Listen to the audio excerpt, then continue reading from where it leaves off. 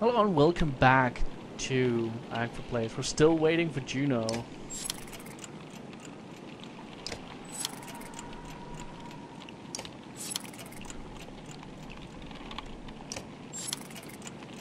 We're running out of supplies, Juno.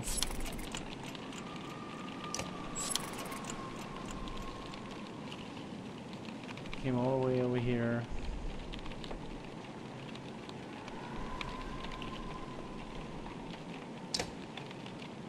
They don't have any supplies we could buy.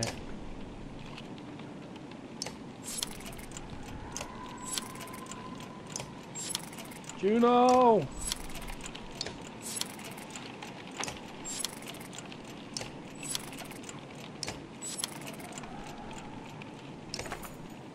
Rook, wait please. She says she'd be here. We need her. You can tell he's terrified of leaving, as though he's giving up on Juno. Okay, just a little longer. You tell Ivan you'll stick it out a little bit longer, but you're uncertain on how long you're willing to wait yourself. Everyday loss becomes more precarious.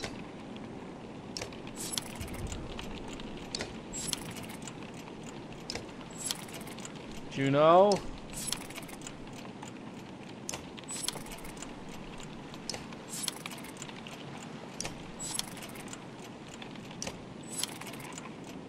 I wonder how long you're supposed to wait.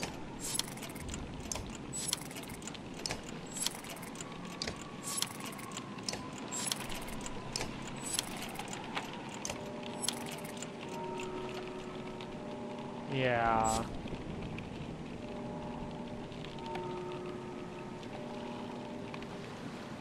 Look. I get it, but we have to leave. We don't have anything to eat.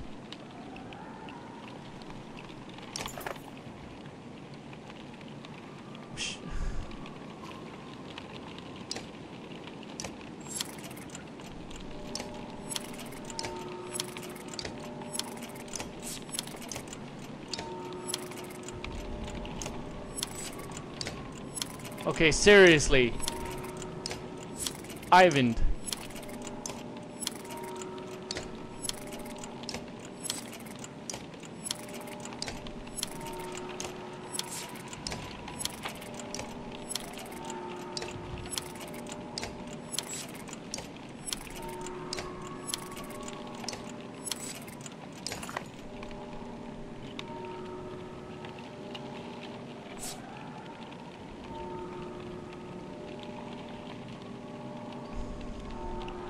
I could just see the clansmen dying off, and it's just like, okay, listen. I'm sure she'll catch up with us. Ivan looks across the lake with a 1,000-mile stare. He says nothing. We've got problems. The whole place is flooded. We could try to walk the muddy paths, but it'll be slow going. We could try the float to the caravan or over the lake, but we might get tip will get stuck. Or we could just go around the whole thing, but no idea how long that'll take. What do you think? Pay some locals to help. Locals become a lot more helpful when you swallow your bride and start offering food for help crossing the river. Give you a small fishing boat to borrow and show the arrow with the best chance of making the cross. You hope your luck holds out as you launch for the shore. Despite all you suspect, because of your vigilance, locals of Seeker Hub don't try anything underhanded. As they take you into small boats to the other side of the lake over several trips. You leave them with a generous amount of food and they row back to their town. You hope it's worth it to buy some space from Bello, who will have to drag his army through the mud on foot. Okay. Things are bad.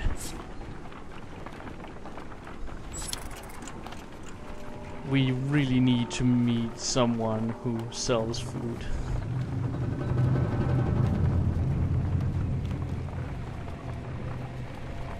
Morale is in the toilet. Jesus. Ivan. And I've been spending a lot of money on food. No encouragement or tales of glory will lift the spirits of the caravan. In the north we have times like this, says one of the other giants grin, raising tankards and horns of meat. Skal! They shout. Make short work of their drinks, explaining that each person takes a drink when someone tells a story that's more miserable than the last. Others join them for a second round and meat is passed your way. Join the giants. Taking the meat, you shout "Skal!" The crowd cheers and loud the echoes through the camp for hours as each person comes up with increasingly more absurd stories of woe. The Val's remedy is a success, and the caravan is much better mood the following day.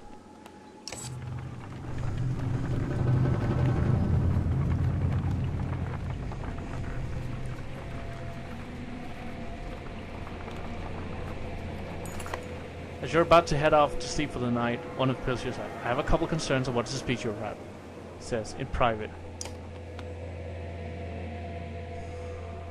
What's on your mind? How well do you know the people traveling with us? How many strangers are in your caravan now? We have picked up quite a few. I've been watching folks since I joined you. Your companions from Skoga, they're loyal. I mean, it seems pretty clear that they die to protect you. I suppose I'd do the same.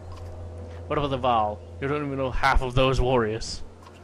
You're telling me they have no problems following a man's orders now? After everything that happened in Einatoft?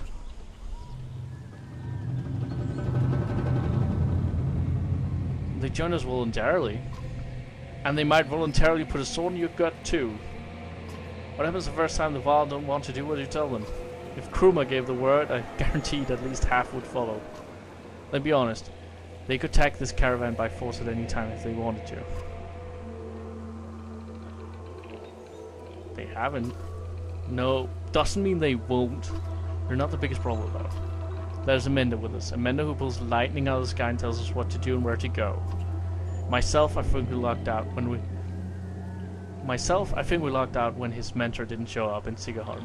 Ivan's just the apprentice. What in the depths is this master capable of? Think about it, Rook. What do you really know about Ivan? I heard they were found practically dead in the middle of nowhere when the dread started showing up. Then an enormous serpent shows up at Einatoft to turn the world in half, takes one look at Ivan and bolts. Suddenly they need our help instead of the mentor council? How does that make any damn sense? You make some valid points. Perhaps you should have made on your own. I'm grateful for what you've done to get us this far, Rook. But it's always been about trust. I think it's time to part ways, just to speak. Nothing personal. Suddenly you gasp for air. When you look down, Onif is holding a knife buried deep in your ribs.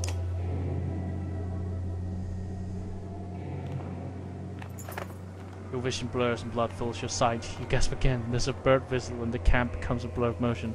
One of the fighters from Frostwell leap into actions, cutting people down. As Oddlife turns to fire on the men, Onif runs her through and pulls the blade from her back without even breaking his stride. She drops like a sack of flour. Onif heads straight for Led, faces in unbridled terror. Rise to your feet through pain. Oddlife is dead. Somehow you find the strength to cleave the nearest traitor in two, but you can't find the breath to shout. You think your lung might be punctured. Onif clutches the legislator amidst the commotion, tosses her bow aside and pulls her into the deep woods. Her eyes meet yours across the campsite. No, her lips say, though you can't hear the words. A few dozen men appear between you as Eva steps into view, as fearsome as you've ever seen him. Holy shit, he killed Oddleaf! Just like that. Like, just boom. Oddlife is dead. Oh, fucking hell. And just... I should have left Onif a long time ago. Okay.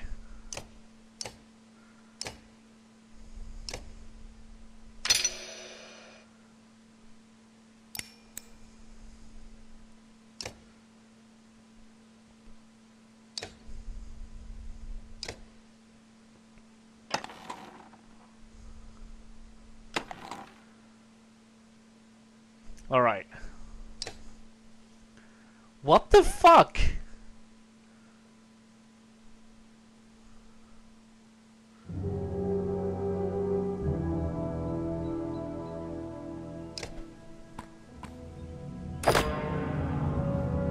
Because we ran out of food, I'm guessing?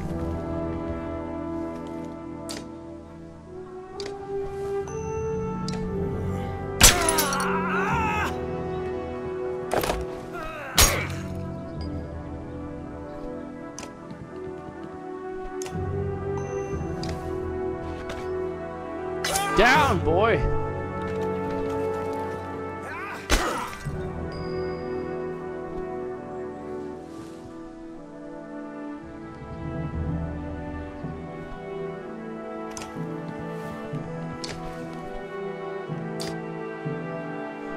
Let's do that.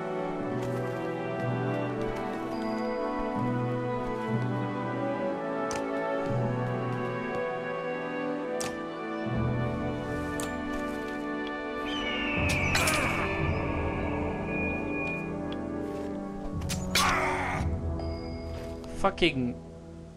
I trained way too many of the women to be archers, I guess.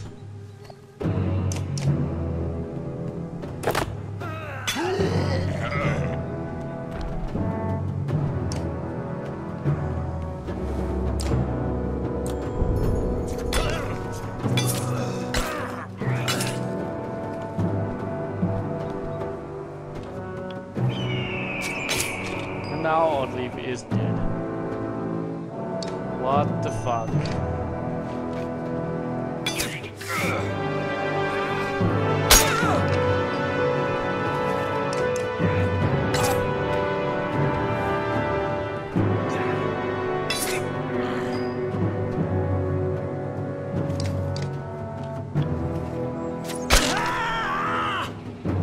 I don't even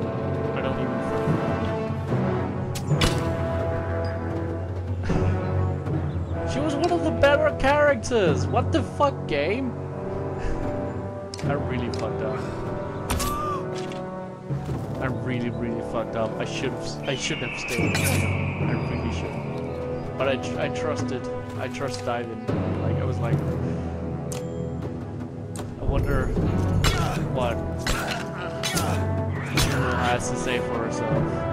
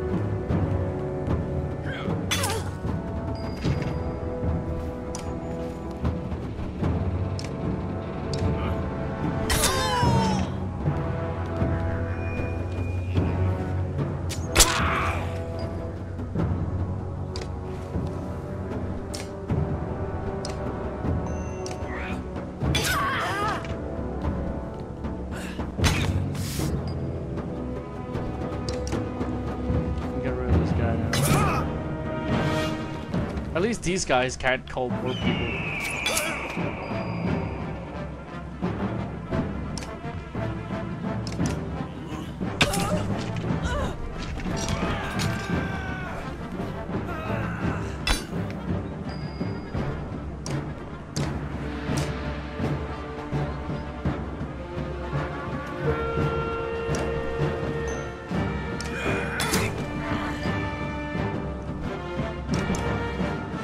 Please die.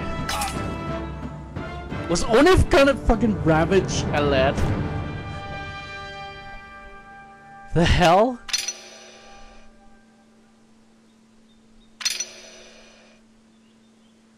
He couldn't just have left. He had to stab me and try to kill everybody and just fucking ravage a lad? What the hell? Where's the lad? Shouts Eva, tearing through the nearest bandit, but you're already hopping into the woods where they disappeared, ignoring the battle raging behind you. In a haze of pain, you start to think you've lost her tracks. Then you hear a lad screaming in the distance, followed by Salinge. You tear through the trees. In a small clearing, a lad lies with her back against a tree. Her hands and her clothes are covered in blood. She stares vacantly ahead, unblinking. Beside her is the body of Onif, an arrow buried in his right eye as if placed there by hand. She looks in your direction, then at Onif. I kills him, she says. Lad, are you alright? You cringe as much as one pain as the appearance of a lad after her body struggle with Onif. No, I'm not hurt. I had no choice. Dad, your chest, you're bleeding. Suddenly she's at your side, putting pressure on the wound. I can fix this. Where's my needle? Odd life, anyone? Eva, I found them. Just as your sight goes black, you see Ivan and the lad standing over you. I'm still sad about odd leave.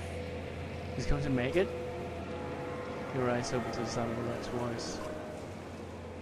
Normally a wound like that, I only hope I did enough. I survive. Dad! The lad stops herself from hugging your bandaged chest, pulling your head to her instead. The words come out easier than you expected. Odd life? It's a good thing Ivan was here. She's going to pull through. Oh, okay, she doesn't die. Okay, there was a nasty wound. Okay. Yeah, it felt a little bit surprising that she would just die just like that. But I mean, Gunnulf died just like that, so... And Fasold also just died. But I guess Oddlife is just like a more fleshed out character, so I guess that makes a little bit more sense. You managed to kill most of that treacherous son of a bitches, and the rest left flat in the woods. There were a lot of people I couldn't save. You did everything you could, Ivan. Nobody expects you to raise the dead. Ivan frowns deeply, putting a hand to his forehead. Why did Onif do this, Rook? He was talking to you right before it happened. He thought my leadership would get us killed. Utter bastard, all this time we had no idea. Ekel killed a good half-dozen of his men by himself. He told me Onif was running Frostweller the whole time. He left Frostweller behind when he saw a better opportunity. Guess that relationship is over. Ekel's was always just a barking dog you put in the yard to find out who your enemies are. It was no accident Onif went after those of us from Skolga. He must have thought with us gone he'd take the banner and the rest would fall in line. Or at worst they'd take all the supplies for themselves and leave the rest as stretch bait. We have to be more careful. We can't just let anyone join the caravan anymore. Where do you draw the line, Eva? I don't know, Rook. I really don't. None of this changes the fact that Bello is out there somewhere following us. The swarm around Tigahan might buy us some time, but we've got to keep moving. Your body ache is all over, but he was right. The Rook calls. The caravan's already starting to pack up camp. We don't have any supplies.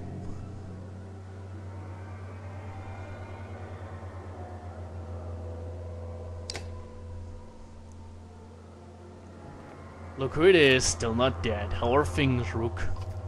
I can never guess with you, Egil. I heard you to help drive off the traitors when Onif attacked us. And leaves me always wondering, what's your deal? I'm not so hard to understand. Why don't you try asking instead of telling? You're welcome to stay with us. Had no plans to go anywhere. So you're going to let me walk around with my own axe and everything? That doesn't mean I'm not watching you. I can accept that. You're a good man. Where did you stick with him? I don't know, Rook. Family makes you do weird things. Oh, I can like... We can like get a good look at the art and shit. Oh, I didn't even know that. You can like use the mouse wheel to like... Oh, check out the artwork though. Seriously. Look at how many details they used to actually make him look as insane as possible with all the little hair strands flying all over the screen. That's really cool. And then the little eye twitch, I never noticed. Like, his eye twitches, and he's always like, you can tell he's always like wild. He's got his hands are also like his fingers like drumming on the shield because he's twitching. He's like.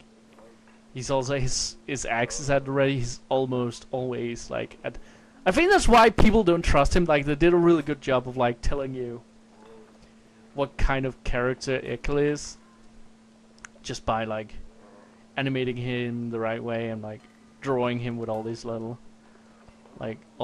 uncertainties. That's really cool. I really dig this game. Finally makes you do weird things. Yes. You know what the worst part is? We became kin when he married my sister. She died of a fever one night. But she didn't. She wasn't sick. He killed her. I don't know why he did it. Maybe he just felt like it. I was so furious. I got so angry that I wanted him to beg. I could kill him without a second thought, but that wasn't enough. I wanted him to feel sick about it, puke his guts out. And somehow that turned into... Over time, he never cared and I gave up, and I did what he wanted. Don't know how it happened. But when I attacked you in Frostfella, guess I'll just say it wasn't my idea. And you get going. And I need to take a piss. You're not the only busy man around here, you know. You shake your head a second steps away from camp. Okay. Thank you guys for watching this episode of Rank Place. We need to talk to Oddlife. We're going to do that next time. I really thought she died there. That's a shame. That's good. That's not a shame. That's good. I'll see you guys next time. Bye.